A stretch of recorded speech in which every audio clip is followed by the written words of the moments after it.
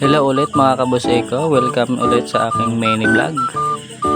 Ayan, ito na po ang aking pangalawang araw ng aking mini vlog. Ayan, magbubutas na po kami ng paglalagyan ng aming poste ng aming mini house. Pasensya na kayo kung ako'y nakahubad gawa ng sobrang banas at sobrang init.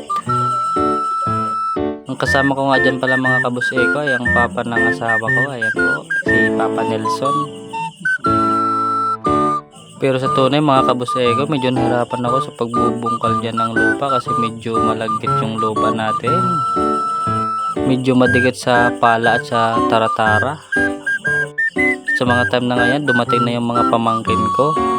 Nakikimarite sa amin ni Papa. So yun nga mga kabuseko, yan naka-white dyan na may red na short. Ayan po yung aming foreman ng aming mini house. Ng aking mami at ng aking nene.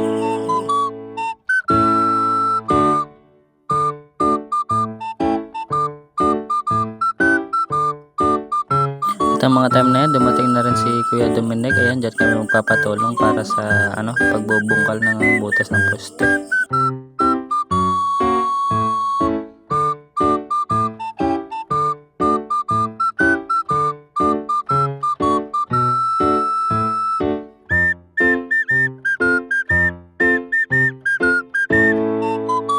So ayan na po mga kabuseko, fast forward na po tayo. Ayan, nagpatulong na po tayo sa asawa ng ate.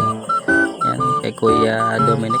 At yun nga ulit mga kabuseko, fast forward ulit tayo. At ayan, puputaw na ako ng mga bakal para sa poste natin na gagawin.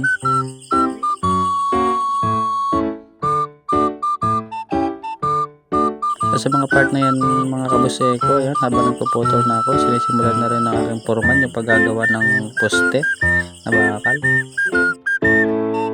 At ito naman mga kabuseko, nakagawa na ng 3 piraso. So hanggang doon na lang ang ating mini vlog mga kabuseko. Salamat sa panonood. I love you all. Please follow, like and share. God bless.